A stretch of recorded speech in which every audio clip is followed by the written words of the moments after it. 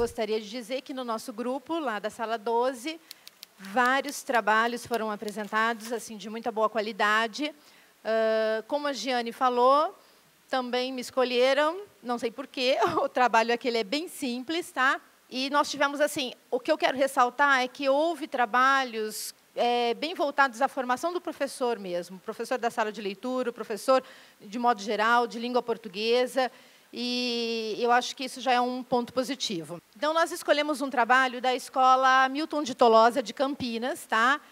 Da professora Elza, de língua portuguesa, e ela teve o apoio da professora Francislene, da sala de leitura. Após a primeira videoconferência, nós decidimos, eu e a Valéria, né, lá, decidimos que nós deveríamos convocar os professores de língua portuguesa, que seria um trabalho mais voltado para esse profissional dentro da escola, e não direcionamos muito o trabalho para o professor da sala de leitura. O professor da sala de leitura, com a função de ser parceiro, de apoiar, de subsidiar, mas sem se responsabilizar por encabeçar esse trabalho na escola. A gente achou que tem tudo a ver com o conteúdo, isso precisa fazer parte mesmo do conteúdo, é um trabalho de leitura que tem que ser desenvolvido pelo professor de língua portuguesa dentro de aula.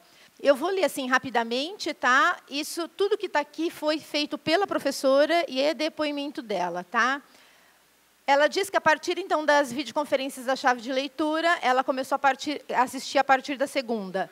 Foi possível pensar na literatura de autores consagrados da literatura brasileira, como Machado de Assis, com olhos voltados tanto para a literatura na antiguidade clássica quanto para a contemporaneidade. E vocês vão entender por quê, que ao longo do trabalho dela ela faz posso chamar aqui de tripla intertextualidade, porque ela volta à antiguidade clássica e ela vai para a contemporaneidade, tá? Como objetivos, ela ressaltou orientar a leitura e análise de textos da literatura brasileira, buscando vínculos com a literatura clássica, estabelecer, então, aí o que ela chamou, né, de tripla intertextualidade, oferecendo aos alunos contos pouco conhecidos por eles.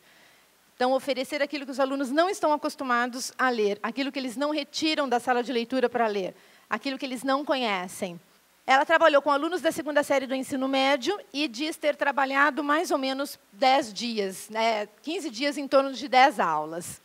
Aí tem uma foto da turma, tá? A professora japonesinha ali. Bom, o conteúdo é elencado por ela, então é ali, leitura de clássicos, a intertextualidade, não só com a antiguidade, mas também com a contemporaneidade, você vê que se repete, né?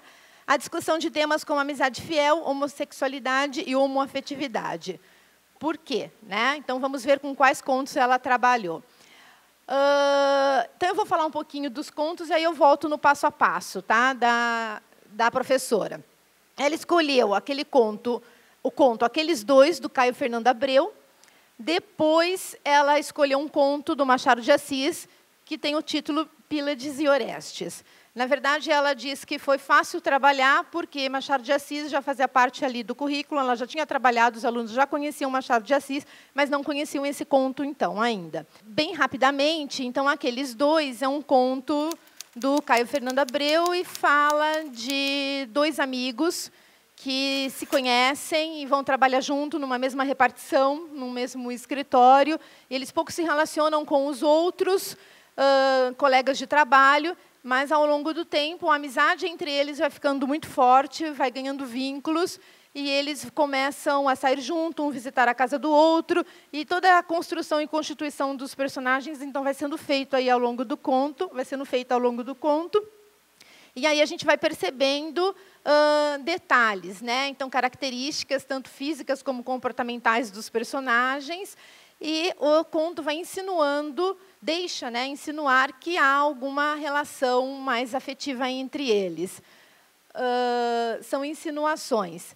O que acontece também é que de repente, tem ali um passarinho na gaiola que se chama Carlos Gardel, gosta de ouvir Carlos Gardel. Num determinado momento depressivo, ele gosta de ouvir Dalva de Oliveira. O outro tem, no quarto, um quadro que se chama O Quarto de Van Gogh. Então, isso tudo vai sendo trabalhado com os alunos, e os alunos buscam, então, pistas a esse respeito e pesquisam. E eu achei interessante trazer isso, porque a professora, em conversa com ela disse assim, isso é chave de leitura para mim. Então, o aluno foi buscar quem era Van Gogh, o aluno procurou ouvir e saber quem era Dalva de Oliveira e ouviu. Eles levaram a música para a sala de aula e ouviram. E aí vem os comentários dos alunos, né? Poxa, ouvindo uma música dessa, gostando disso, tinha que ser deprimido mesmo. Hoje em dia a gente não ouviria isso. Então, são coisas que ela foi retratando. Fez uma primeira leitura, uma primeira conversa, um primeiro bate-papo com os alunos em sala de aula. Depois, ela falou de Machado de Assis, retomando, porque os alunos já conheciam, e disse que eles iriam ler o conto Pílades e Orestes. Antes da leitura, ela pediu, então, uma pesquisa sobre o mito. Tá? Os alunos, então, pesquisaram, aí, com o apoio da professora da sala de leitura, e depois, num outro momento, ela falou para os alunos, eles não leram, tá? Mas ela contou e falou sobre as coéforas, né? As duas tragédias, as coéforas de Ésquilo e Electra de Sófocles, procurando aí entender um pouquinho o que seria esse mito. Aí eles foram para a leitura do conto de Machado de Assis. Na verdade, o conto de Machado de Assis, então, tem lá os dois personagens, Quintanilha e Gonçalves. O conto se chama Pílades e Orestes, mas os personagens são Quintanilha e Gonçalves. E eles vão tentar entender ali também o relacionamento entre esses dois personagens, tá? A cumplicidade que há entre eles, a amizade, uma amizade que não é igual à amizade lá de Pílades e Orestes no mito. Aqui no conto é uma amizade que a gente pode dizer que talvez não seja tão fiel assim. Várias insinuações acontecem, ao estilo de Machado, né? Tem que ser muito.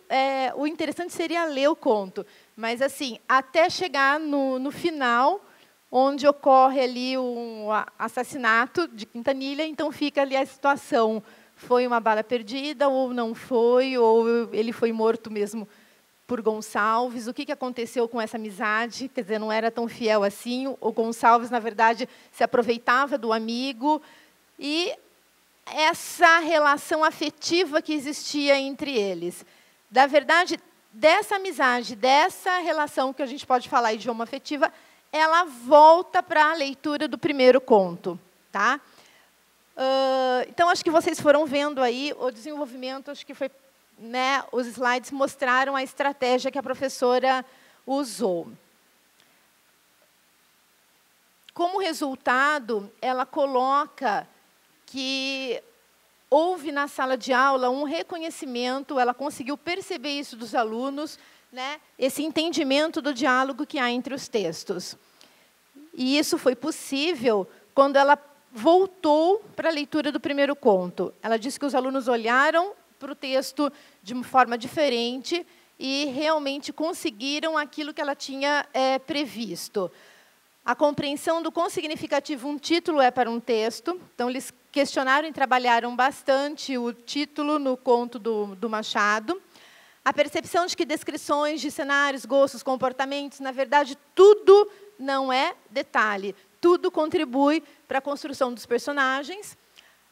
E ela ressalta bastante a importância do retorno ao primeiro texto para uma maior compreensão. Foi um trabalho simples, eu não tenho grandes coisas assim, evento, não envolveu a escola toda.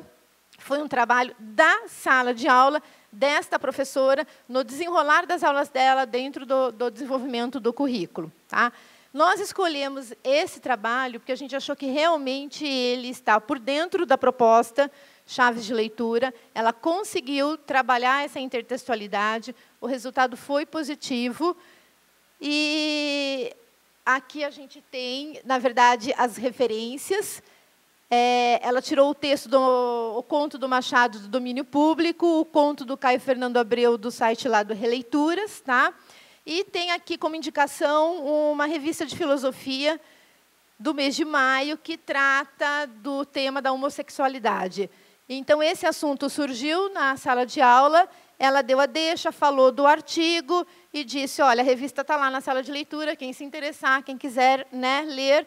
Então, vários alunos também foram à sala de leitura buscar depois a leitura desse artigo, mas o artigo não foi trabalhado em sala de aula. Tá? Eu acho que assim, vocês conseguiriam compreender mais com a leitura do conto. Tá? Então, assim, vou deixar assim, aquele gostinho, aquela vontade de ler o conto.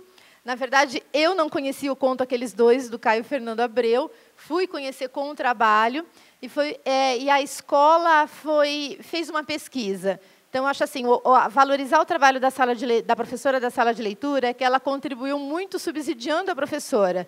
Ela pesquisou e eles chegaram à escolha desse conto, desse autor, tá, para poder trabalhar Machado de Assis, que a professora já tinha trabalhado com eles, mas de uma outra forma, apresentando os romances, todo aquele conteúdo mais ou menos, né, previsível do currículo. Então, ela trouxe um conto, porque ela disse que ela teria certeza que os alunos leriam na íntegra e a leitura poderia ser realmente trabalhada em sala de aula. Esse aqui é o trabalho que a professora entregou para a gente na diretoria.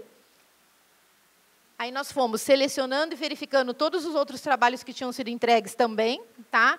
Tivemos problemas como todos os outros tiveram, mas acho que a gente discute depois à tarde, na mesa redonda, algumas outras coisas. E a revista é essa aqui. É uma revista que é enviada para as escolas, tá? Assim como tem a revista de língua portuguesa, de geografia, de história, as escolas estão recebendo essa revista de filosofia.